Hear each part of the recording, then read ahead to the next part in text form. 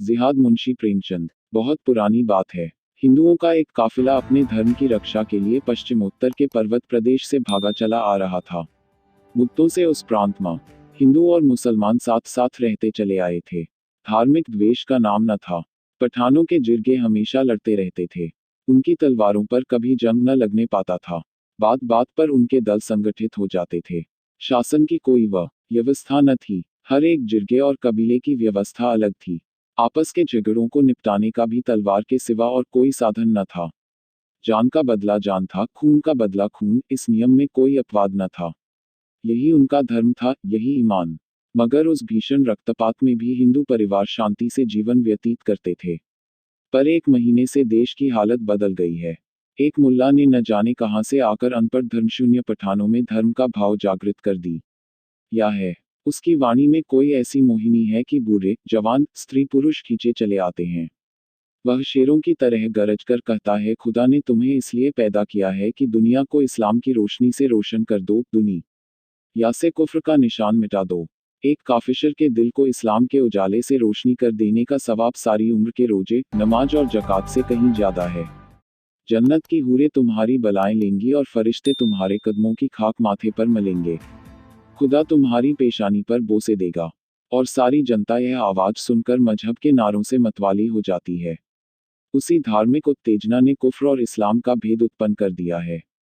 प्रत्येक का पठान जन्नत का सुख भोगने के लिए अधीर हो उठा है। उन्हीं हिंदुओं पर जो सदियों से शांति के साथ रहते थे, हमले होने लगे हैं। कहीं उनके मंदिर ढाए जाते हैं, कहीं उनके देवताओं को गालियां दी जाती हैं, कहीं उन्हें जबरदस्ती इस्लाम की दीक्षा दी जाती है। हिंदू संख्या में कम हैं, असंगठित हैं, बिखरे हुए हैं, इस नई परिस्थिति के लिए बिल्कुल तैयार नहीं। उनके हाथ पांव फूले हुए हैं, कितने ही तो अपनी जमा जथा छोड़कर भाग खड़े हुए हैं। कुछ इस आंधी के शांत हो जाने का अवसर देख रहे हैं। यह काफिला भी उन्हीं भागने वालों में था। दोपहर का समय था। आसमान से आग बरस रही थी। पहाड़ों से ज्वाला सी निकल रही थी। वृक्ष का कहीं नाम न था। ये लोग राजपथ से हटे हुए, पेचीदा औघट रास्तों से चले आ रहे थे। पग पग पर पकड़ लिए जाने का खटका लगा हुआ था। यहाँ तक कि भूख, प्यास और ताप से विकल होकर अंत को लोग एक उभरी हुई शिला की छांव में विश्राम करने लगे। सहसा कुछ दूर पर एक कुआं नजर आया। वहीं डेरे डाल दिए। भय लगा हुआ था कि जिहादियों का कोई दल पीछे से न आ रहा हो। दो युवकों ने बंदूक भरकर कंधे पर रखी और चारों तरफ गश्त करने लगे। बूढ़े कंबल बिछाकर कमर सीधी करने लगे। स्त्रियां बालकों को गोद से उतारकर माथे का पसीना पोंछने और बिखरे हुए केशों को संभालने लगी। सभी के चेहरे मुरझाए हुए थे। सभी चिंता और भय से त्रास्त हो रहे थे, यहाँ तक कि बच्चे जोर से न रोते थे। दोनों युवकों में एक लंबा, गठीला रूपवान है। उसकी आंखों से अभिमान की रेखाएं सी निकल रही हैं, मानो वह अपने सामने किसी की हकीकत नहीं समझता, मानो उसकी एक एक गत पर आकाश के देवता जयघोष कर रहे हैं। दूसरा कद का दुबला पतला, रूपहीन सा आदमी है, जिसके चेहरे से दीनता झलक रही है, मानो उसके लिए संसार में कोई आशा नहीं, मानो वह दीपक की भांति रो रो कर जीवन व्यतीत करने ही के लिए बनाया गया है। उसका नाम धर्मदास है, इसका खजांचंद। धर्मदास ने बंदूक को जमीन पर टिकाकर एक चट्टान पर बैठते हुए कहा, तुमने अपने लिए क्या सोचा? कोई लाख सवा लाख की संपत्ति रही होगी तुम्हारी। खजांचंद ने उदासीन भाव से उत्तर दिया, लाख सवा लाख की तो नहीं, हाँ 50-60 हजार तो नकद ही थे। तो अब क्या करोगे? जो कुछ सिर पर आएगा, झेलूंगा। रावलपिंडी में 2-4 संबंधी हैं, शायद कुछ मदद करें। तुमने क्या सोचा है? मुझे क्या गम, अपने दोनों हाथ अपने साथ हैं। वहां इन्हीं का सहारा था, आगे भी इन्हीं का सहारा है। आज और कुशल से बीत जाए तो फिर कोई भय नहीं। मैं तो मना रहा हूं कि एक आध शिकार मिल जाए। 1 दर्जन भी आ जाया तो भून कर रख दूं। इतने में चट्टानों के नीचे से एक युवती हाथ में लोटा डोर लिए निकली और सामने कुएं की ओर चली। प्रभात की सुनहरी, मधुर अरुणिमा मूर्तिमान हो गई थी। दोनों युवक उसकी ओर बढ़े, लेकिन खजांचंद तो 2-4 कदम चलकर रुक गया। धर्मदास ने युवती के हाथ से लोटा डोर ले लिया और खजांचंद की ओर सगव नेत्रों से ताकता हुआ कुएं की ओर चला। खजांचंद ने फिर बंदूक संभाली और अपनी झेप मिटाने के लिए आकाश की ओर तकने लगा। इसी तरह कितनी ही बार धर्मदास के हाथों पराजित हो चुका था। शायद उसे इसका अभ्यास हो गया था। अब इसमें लेश मात्र भी संदेह न था कि श्यामा का प्रेमपात्रा धर्मदास है। खजांचंद की सारी संपत्ति धर्मदास के रूप वैभव के आगे तुच्छ थी। परोक्ष ही नहीं, प्रत्यक्ष रूप से भी श्यामा कई बार खजांचंद को हताश कर चुकी थी, पर वह अभागा निराश होकर भी न जाने क्यों उस पर प्राण देता था। तीनों एक ही बस्ती के रहने वाले थे। श्यामा के माता पिता पहले ही मर चुके थे। उसकी बुआ ने उसका पालन पोषण किया था। अब भी वह बुआ ही के साथ रहती थी। उसकी अभिलाषा थी कि खजांचंद उसका दामाद हो, श्यामा सुख से रहे और उसे भी जीवन के अंतिम दिनों के लिए कुछ सहारा हो जाए। लेकिन श्यामा धर्मदास पर रीझी हुई थी। उसे क्या खबर थी कि जिस व्यक्ति को वह पैरों से ठुकरा रही है, वही उसका एकमात्र अवलंब है। खजांचंद ही वृद्धा का मुनीम, खजांची, कारिंदा सा वह कुछ था, और यह जानते हुए भी कि श्यामा उसे जीवन में नहीं मिल सकती, उसके धन का यह उपयोग न होता, तो वह शायद अब तक उसे लुटाकर फकीर हो जाता। तो धर्मदास पानी लेकर लौट ही रहा था कि उसे पश्चिम की ओर से कई आदम घोड़ों पर सवार आते दिखाई दिए। जरा और समीप आने पर मालूम हुआ कि कुल 5 आदमी हैं। उनकी बंदूक की नलियां धूप में साफ चमक रही थी। धर्मदास पानी लिए हुए दौड़ा कि कहीं रास्ते ही में सवार उसे न पकड़ ले। किन कंधे पर बंदूक और एक हाथ में लोटा डोर लिए वह बहुत तेज न दौड़ सकता था। फासला 200 गज से कम न था। रास्ते में पत्थरों के ढेर टूटे फूटे पड़े हुए थे। भय होता था कि कहीं ठोकर न लग जाए, कहीं पैर न फिसल जा। या इधर सवार प्रतिक्षण समीप होते जाते थे। अरबी घोड़ों से उसका मुकाबला ही क्या, उस पर मंजिलों का धावा हुआ। मुश्किल से 50 कदम गया होगा कि सवार उसके सिर पर आ पहुंचे और तुरंत उसे घेर लिया। धर्मदास बड़ा साहसी था, पर मृत्यु को सामने खड़ी देखकर उसकी आंखों में अंधेरा छा गया। उसके हाथ से बंदूक छूटकर गिर पड़ी। पांचों उसी के गांव के महसूदी पठान थे। एक पठान ने कहा, उड़ा दो सिर मरदूद का, दगाबाज काफिशर। दूसरा, नहीं नहीं, ठहरो, अगर यह इस वक्त भी इस्लाम कबूल कर ले तो हम इसे मुआफ कर सकते हैं। क्यों धर्मदास, तुम्हें इस दगा की क्या सजा दी जाए? हमने तुम्हें रात भर का वक्त फैसला करने के लिए दिया था, मगर तुम इसी वक्त जहन्नुम पहुंचा दिए जाओ। लेकिन हम तुम्हें फिर मौका देते हैं। यह आखिरी मौका है। अगर तुमने अब भी इस्लाम न कबूल किया तो तुम्हें दिन की रोशनी देखनी नसीब न होगी। धर्मदास ने हिचकिचाते हुए कहा, जिस बात को अक्ल नहीं मानती उसे कैसे? पहले सवार ने आवेश में आकर कहा, मजहब को अक्ल से कोई वास्ता नहीं। तीसरा, कुफ्र है, कुफ्र है। पहला, उड़ा दो सिर मरदूद का, धुआं इस पार। दूसरा, ठहरो ठहरो, मार डालना मुश्किल नहीं, जिला लेना मुश्किल है। तुम्हारे और साथी कहाँ हैं धर्मदास? धर्मदास, सब मेरे साथ ही हैं। दूसरा, कलामे शरीफ की कसम, अगर तुम सब खुदा और उनके रसूल पर ईमान लाओ तो कोई तुम्हें तेज निगाहों से देख भी न सकेगा। धर्मदास, आप लोग सोचने के लिए और कुछ मौका न देंगे? इस पर चारों सवार चिल्ला उठे, नहीं नहीं, हम तुम्हें न जाने देंगे, यह आखिरी मौका है। इतना कहते ही पहले सवार ने बंदूक छतियां ली और नली धर्मदास की छाती की ओर करके बोला, बस बोलो, क्या मंजूर है? धर्मदास सिर से पैर तक कांपकर बोला, अगर मैं इस्लाम कबूल कर लूं तो मेरे साथियों को तो कोई तकलीफ न दी जाएगी। दूसरा, हाँ, अगर तुम जमानत करो कि वे भी इस्लाम कबूल कर लेंगे। पहला, हम इस शर्त को नहीं मानते। तुम्हारे साथियों से हम खुद निपट लेंगे। तुम अपनी कहो, क्या चाहते हो, हाँ या नहीं? धर्मदास ने जहर का घूंट पीकर कहा, मैं खुदा पर ईमान लाता हूँ। पांचों ने एक स्वर से कहा, अलहमद वल्लाह, और बारी बारी से धर्मदास को गले लगाया। 3 श्यामा हृदय को दोनों हाथों से थामे यह दृश्य देख रही थी। वह मन में पछता रही थी कि मैंने क्यों इन्हें पानी लाने भेजा। अगर मालूम होता कि विधि यूं धोखा देगा तो मैं प्यासों मर जाती, पर इन्हें न जाने देती। श्यामा से कुछ दूर खजांचंद भी खड़ा था। श्यामा ने उसकी ओर क्षुब्ध नेत्रों से देखकर कहा, अब इनकी जान बचती नहीं मालूम होती। खजांचंद, बंदूक भी हाथ से छूट पड़ी है। श्यामा, न जाने क्या बातें हो रही हैं। अरे गजब, दुष्ट ने उनकी ओर बंदूक तानी है। खजां, जरा और समीप आ जाया तो मैं बंदूक चलाऊं। इतनी दूर की मार इसमें नहीं है। श्यामा, अरे देखो, वे सब धर्मदास को गले लगा रहे हैं। यह माजरा क्या है? खजां, कुछ समझ में नहीं आता। श्यामा, कहीं इसने कलमा तो नहीं पढ़ लिया? खजां, नहीं, ऐसा क्या होगा, धर्मदास से मुझे ऐसी आशा नहीं है। श्यामा, मैं समझ गई, ठीक यही बात है, बंदूक चलाओ। खजां, धर्मदास बीच में हैं, कहीं उन्हें न लग जाए। श्यामा, कोई हर्ज नहीं, मैं चाहती हूँ पहला निशाना धर्मदास ही पर पड़े। कायर, निर्लज, प्राणों के लिए धर्म त्याग किया। ऐसी बेहयाई की जिंदगी से मर जाना कहीं अच्छा है। क्या सोचते हो? क्या तुम्हारे भी हाथ पांव फूल गए? लाओ, बंदूक मुझे दे दो, मैं इस कायर को अपने हाथों से मारूंगी। खजां, मुझे तो विश्वास नहीं होता कि धर्मदास श्यामा तुम्हें कभी विश्वास न आएगा। लाओ बंदूक मुझे दो। खड़े क्या ताकते हो? क्या जब वे सिर पर आ जाएंगे तब बंदूक चलाओ? क्या तुम्हें भी यह मंजूर है कि मुसलमान होकर जान बचाओ? अच्छी बात है, जाओ। श्यामा अपनी रक्षा आप कर सकती है, मगर उसे अब मुंह न दिखाना। खजांचंद ने बंदूक चलाई, एक सवार की पगड़ी को उड़ाती हुई निकल गई। जिहादियों ने अल्लाहु अकबर की हाँक लगाई। दूसरी गोली चली और घोड़े की छाती पर बैठी। घोड़ा वहीं गिर पड़ा। जिहादियों ने फिर अल्लाहु अकबर की सदा लगाई और आगे बढ़े। तीसरी गोली आई। एक पठान लौट गया, पर इसके पहले की चौथी गोली छूटे पठान खजांचंद के सिर पर पहुंच गए और बंदूक उसके हाथ से छीन ली। एक सवार ने खजांचंद की ओर बंदूक तानकर कहा, उड़ा दून सिर मरदूद का, इससे खून का बदला लेना है। दूसरे सवार ने, जो इनका सरदार मालूम होता था, कहा, नहीं नहीं, यह दिलेर आदमी है।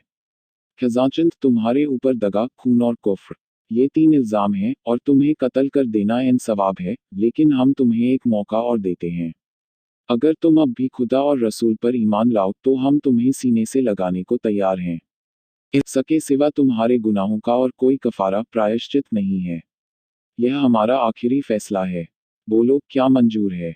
चारों पठानों ने कमर से तलवारें निकाल ली और उन्हें खजांचंद के सिर पर तान दिया। मानो न ही का शब्द मुंह से निकलते ही चारों तलवारें उसकी गर्दन पर चल जाएंगी। खजांचंद का मुखमंडल विलक्षण तेज से आलोकित हो उठा। उसकी दोनों आंखें स्वर्गीय ज्योति से चमकने लगी। दृढ़ता से बोला, तुम एक हिंदू से यह प्रश्न कर रहे हो? क्या तुम समझते हो कि जान के खौफ से वह अपना ईमान बेच डालेगा? हिंदू को अपने ईश्वर तक पहुंचने के लिए किसी नबी, वली या पैगंबर की जरूरत नहीं। चारों पठानों ने कहा, काफिर, काफिर। खजां, अगर तुम मुझे काफिर समझते हो तो समझो, मैं अपने को तुमसे ज्यादा खुदापरस्त समझता हूँ। मैं उस धर्म को मानता हूँ जिसकी बुनियाद अक्ल पर है। आदमी में अक्ल ही खुदा का नूर प्रकाश है और हमारा ईमान हमारी अक्ल। चारों पठानों के मुंह से निकला, काफिर, काफिर, और चारों तलवारें एक साथ खजांचंद की गर्दन पर गिर पड़ी। लाश जमीन पर फड़कने लगी। धर्मदास सिर झुकाए खड़ा रहा। वह दिल में खुश था कि अब खजांचंद की सारी संपत्ति उसके हाथ लगेगी और वह श्यामा के साथ सुख से रहेगा, पर विधाता को कुछ और ही मंजूर था। श्यामा अब तक मर्माहत सी खड़ी यह दृश्य देख रही थी।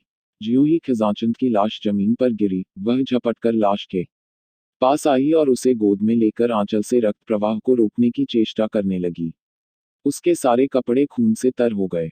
उसने बड़ी सुंदर बेल बूटों वाली साड़ियां पहनी होंगी, पर इस रक्त रंजित साड़ी की शोभा अतुलनीय थी। बेल बूटों वाली साड़ियां रूप की शोभा बढ़ाती थी, यह रक्त रंजित साड़ी आत्मा की छवि दिखा रही थी। ऐसा जान पड़ा मानो खजांचंद की बुझती आंखें एक अलौकिक ज्योति से प्रकाशमान हो गई हैं। उन नेत्रों में कितना संतोष, कितनी तृप्ति, कितनी उत्कंठा भरी हुई थी। जीवन में जिसने प्रेम की भिक्षा भी न पाई, वह मरने पर उत्सुक जैसे स्वर्गीय रत्न का स्वामी बना हुआ था। 4. धर्मदास ने श्यामा का हाथ पकड़कर कहा, श्यामा, होश में आओ। तुम्हारे सारे कपड़े खून से तर हो गए हैं। अब रोने से क्या हासिल होगा? ये लोग हमारे मित्र हैं, हमें कोई कष्ट न देंगे। हम फिर अपने घर चलेंगे और जीवन के सुख भोगेंगे। श्यामा ने तिरस्कारपूर्ण नेत्रों सा देखकर कहा, तुम्हें अपना घर बहुत प्यारा है तो जाओ। मेरी चिंता मत करो, मैं अब न जाऊंगी। हाँ, अगर अब भी मुझसे कुछ प्रेम हो तो इन लोगों से, इन्हीं तलवारों से मेरा भी अंत करा दो। धर्मदास करुणा कातर स्वर से बोला, श्यामा, यह तुम क्या कहती हो? तुम भूल गई कि हमसे तुमसे क्या बातें हुई थी। मुझे खुद खजांचंद के मारे जाने का शौक है, पर भावी को कौन टाल सकता है? श्यामा, अगर यह भावी थी तो यह भी भावी है कि माँ अपना अधम जीवन उस पवित्र आत्मा के शोक में काटूं जिसका मैंने सदैव निरादर किया। यह कहते कहते श्यामा का शोकोद्गार, जो अब तक क्रोध और घृणा के नीचे दबा हुआ था, उबल पड़ा और वह खजांचंद के निस्पंद हाथों को अपने गले में डालकर रोने लगी। चारों पठान यह अलौकिक अनुराग और आत्मसमर्पण देखकर करुणार्द्र हो गए। सरदार ने धर्मदास से कहा, तुम इस पाकीजा खातून से कहो, हमारे साथ चले। हमारी जाति से इसे कोई तकलीफ न होगी। हम इसकी दिल से इज्जत करेंगे। धर्मदास के हृदय में ईर्ष्या की आग धधक रही थी। वह रमणी, जिसे वह अपनी समझे बैठा था, इस वक्त उसका मुंह भी नहीं देखना चाहती थी। बोला, श्यामा, तुम चाहो इस लाश पर आंसुओं की नदी बहा दो, पर यह जिंदा न होगी। यहाँ से चलने की तैयारी करो। मैं साथ के और लोगों को भी जाकर समझाता हूँ। खान लोग हमारी रक्षा करने का जिम्मा ले रहे हैं। हमारी जायदाद, जमीन, दौलत सब हमको मिल जाएगी। खजांच द की दौलत के भी हम ही मालिक होंगे। अब देर न करो, रोने धोने से अब कुछ हासिल नहीं। श्यामा ने धर्मदास को आग्नेय नेत्रों से देखकर कहा, और इस वापसी की कीमत क्या देनी होगी? वही जो तुमने दी है। धर्मदास यह व्यंग्य न समझ सका, बोला, मैंने तो कोई कीमत नहीं दी, मेरे पास था ही क्या। श्यामा, ऐसा न कहो, तुम्हारे पास वह खजाना था जो तुम्हें आज कई लाख वर्ष हुए ऋषियों ने प्रदान किया था, जिसकी रक्षा रघु और मनु, राम और कृष्ण, बुद्ध और शंकर, शिवाजी और गोविंद सिंह ने की थी। उस अमूल्य भंडार को आज तुमने तुच्छ प्राणों के लिए खो दिया। इन पांवों पर लौटना तुम्हें मुबारक हो। तुम शौक से जाओ। जिन तलवारों ने वीर खिजाचंद के जीवन का अंत किया, उन्होंने मेरे प्रेम का भी फैसला कर दिया। जीवन में इस वीरात्मा का मैंने जो निरादर और अपमान किया, इसके साथ जो उदासीनता दिखाई, उसका अब मरने के बाद प्रायश्चित करूंगी। यह धर्म पर मरने वाला वीर था, धर्म को बेचने वाला काया नहीं। अगर तुम्हें अब भी कुछ शर्म और हया है, तो इसका क्रियाकर्म करने में मेरी मदद करो, और यदि तुम्हारे स्वामियों को यह भी पसंद न हो, तो रहने दो, मैं सब कुछ कर लूंगी। पठानों के हृदय दर्द से तड़प उठे। धर्मांधता का प्रकोप शांत हो गया। देखते देखते वहां लकड़ियों का ढेर लग गया। धर्मदास ग्लानि से सिर झुकाए बैठा था, और चारों पठान लकड़ियां काट रहे थे। चिता तैयार हुई, और जिन निर्दय हाथों ने खजांचंद की जान ली थी, उन्हीं ने उसके शव को चिता पर रखा। ज्वाला प्रचंड हुई। अग्निदेव अपने अग्निमुख से उस धर्मवीर का यश गा रहे थे। पठानों ने खजांचंद की सारी जंगम संपत्ति लाकर श्यामा को दे दी। श्यामा ने वहीं पर एक छोटा सा मकान बनवाया, और वीर खजांचंद की उपासना में जीवन के दिन काटने लगी। उसकी वृद्धा बुआ तो उसके साथ रह गई, और सब लोग पठानों के साथ लौट गए, क्योंकि अब मुसलमान होने की शर्त न थी। खजांचंद के बलिदान ने धर्म के भूत को परास्त कर दिया, मगर धर्मदास को पठानों ने इस्लाम की दीक्षा लेने पर मजबूर किया। एक दिन नियत किया गया। मस्जिद में मुल्लाओं का मेला लगा, और लोग धर्मदास को उसके घर से बुलाने आए, पर उसका वहां पता न था। चारों तरफ तलाश हुई, कहीं निशान न मिला। साल भर गुजर गया। संध्या का समय था। श्यामा अपने झोंपड़े के सामने बैठी भविष्य की मधुर कल्पनाओं में मग्न थी। अतीत उसके लिए द से भरा हुआ था, वर्तमान केवल एक निराशा में स्वप्न था। सारी अभिलाषाएं भविष्य पर अवलंबित थीं, और भविष्य भी वह जिसका इस जीवन से कोई संबंध न था। आकाश पर लालिमा छाई हुई थी। सामने की पर्वतमाला स्वर्ण मई शांति के आवरण से ढकी हुई थी। वृक्षों की कांपती हुई पत्तियों से सरसराहट की आवाज निकल रही थी, मानो कोई वियोगी आत्मा पत्तियों पर बैठी हुई सिसकियां भर रही हो। उसी वक्त एक भिखारी फटे हुए कपड़े पहने झोंक अड़ी के सामने खड़ा हो गया। कुत्ता जोर से भूंक उठा। श्यामा ने चौंक कर देखा, और चिल्ला उठी, धर्मदास। धर्मदास ने वहीं जमीन पर बैठते हुए कहा, हाँ श्यामा, मैं अभागा धर्मदास ही हूँ। साल भर से मारा मारा फिर रहा है। मुझे खोज निकालने के लिए इनाम रख दिया गया है। सारा प्रांत मेरे पीछे पड़ा हुआ है। इस जीवन से अब ऊब उठा हूं, पर मौत भी नहीं आती। धर्मदास एक क्षण के लिए चुप हो गया, फिर बोला, क्यों श्यामा, क्या अभी तुम्हारा हृदय मेरी तरफ से साफ नहीं हुआ? तुमने मेरा अपराध क्षमा नहीं किया। श्यामा ने उदासीन भाव से कहा, मैं तुम्हारा मतलब नहीं समझी। मैं अब भी हिंदू हूँ। मैंने इस्लाम नहीं कबूल किया है। जानती हूँ, यह जानकर भी तुम्हें मुझ पर दया नहीं आती। श्यामा ने कठोर नेत्रों से देखा, और उत्तेजित होकर बोली, तुम्हें अपने मुंह से ऐसी बातें निकालते शर्म नहीं आती? मैं उस धर्मवीर की ब्याहता हूँ, जिसने हिंदू जाति का मुख उज्ज्वल किया है। तुम समझते हो कि वह मर गया। यह तुम्हारा भ्रम है। वह अमर है। मैं इस समय भी उसे स्वर्ग में बैठा देख रही हूँ। तुमने हिंदू जाति को कलंकित किया है। मेरे सामने से दूर हो जाओ। धर्मदास ने कुछ जवाब न दिया। चुपके से उठा, एक लंबी सांस ली, और एक तरफ चल दिया। प्रातःकाल श्यामा पानी भरने जा रही थी, तब उसने रास्ते में एक लाश पड़ी हुई देखी। 2-4 गिद्ध उस पर मंडरा रहे थे। उसका हृदय धड़कने लगा। समीप जाकर देखा और पहचान गई। यह धर्मदास की लाश थी।